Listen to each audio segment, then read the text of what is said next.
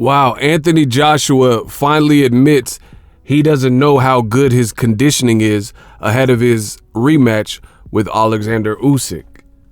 Wow. Let's talk about it. What up, Fight World? It's your boy Ego, and I'm back with some more boxing.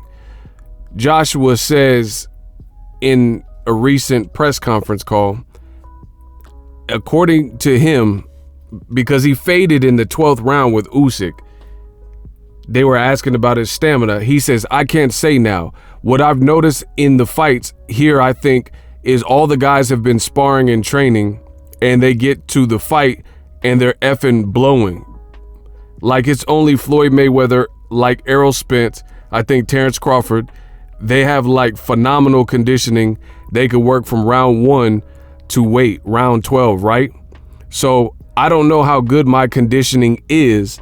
I hope it's good. I'll find out on Saturday. How I've improved is basically, I could just say scientifically, is pushing my lactate threshold up. That's the easiest way to describe it, is you got to push your lactate threshold up so you can be comfortable being uncomfortable, and that's what training is about. Now, if you are picking Anthony Joshua to defeat Usyk, I would be very worried with many of the recent statements that he has made regarding the fight. Every time he talks about the fight, he sounds like he's gonna just get to the fight and almost figure it out. Like he's not really confident. He said that he has trouble with southpaws. Lefties give him problems and they're a quote nightmare. He's now saying that when it comes to something that's important, especially for a guy his size, especially since he faded in the second half of the first Usyk fight, and Usyk is crafty and he gets you to work and chase him and move and, you know, things like that. And Joshua looked completely gassed in the 12th round. And then now he's saying, I don't know how my stamina is. I guess we'll see on Saturday. And he's mentioning lactate thresholds, which like it's like he's almost, Joshua talks about boxing like this is, it's weird. It doesn't sound like the sweet science. It sounds like science. Like he's trying to build himself into the perfect fighter by doing all these calculations. And, you know, really from where I'm sitting, that doesn't really equate to boxing.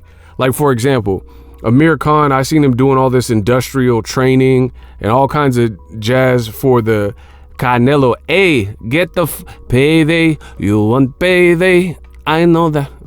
For the Canelo fight.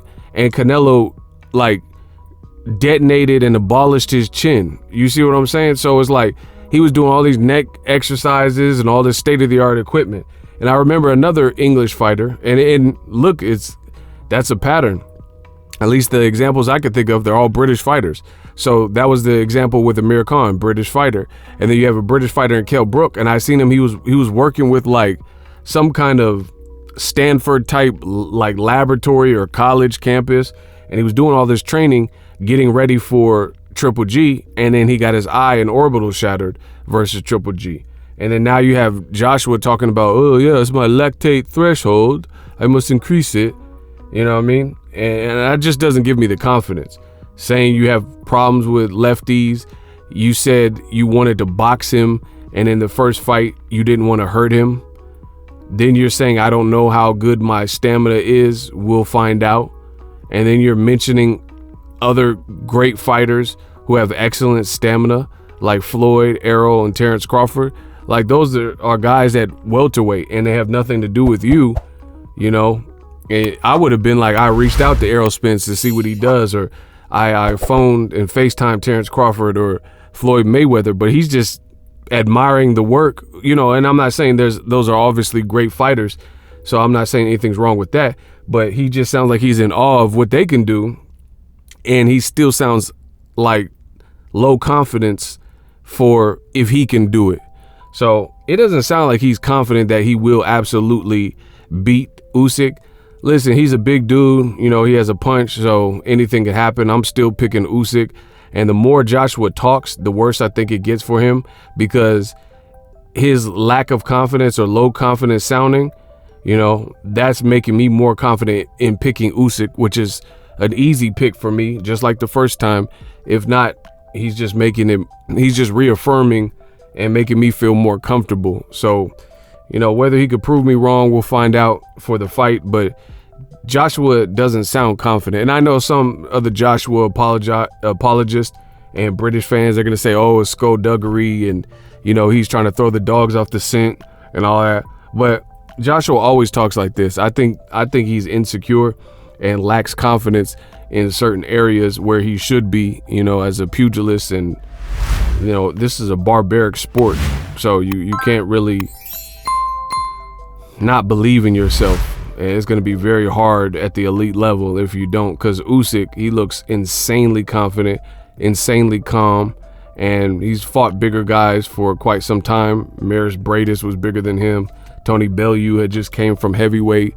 He's fought against Joe Joyce in the amateurs, big, huge punchers like Artur Beterbiev in the amateurs, spar with Dave Allen, you know, spar with the great Vladimir.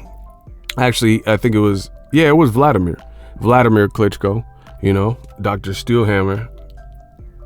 And Klitschko, if I'm not mistaken, said that Usyk was really good. You know what I'm saying? So at the end of the day, I would be worried if I was Joshua, and I would be worried if I was picking Joshua. That's my 2 cents. Joshua says he doesn't know how his stamina will hold up, but he's pushed his lactic threshold. So let me know if that plays a part in the outcome of this fight.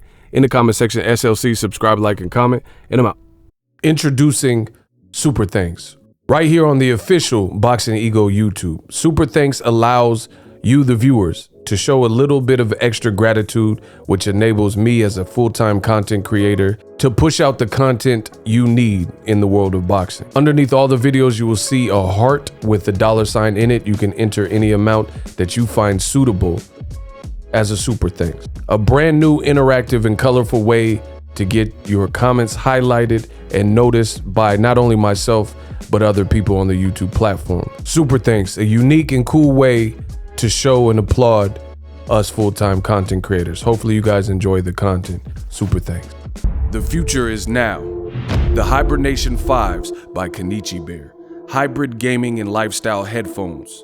Out of the box, you can connect to any console or PC. Bluetooth ready with a low latency USB adapter, color RGB, and extreme bass mode. The Hibernation 5s adjust to you. Whether you need a gaming, travel, gym, or lifestyle headphones, the Hibernations got you covered. The new Hibernation 5s, link in the description. Customize the way you hear the world. Welcome to the nation. Are you tired of your YouTube videos not getting any views? Well, consider TubeBuddy. I've used TubeBuddy for years to scale up my YouTube channel. Now we're sitting over 200,000 subscribers.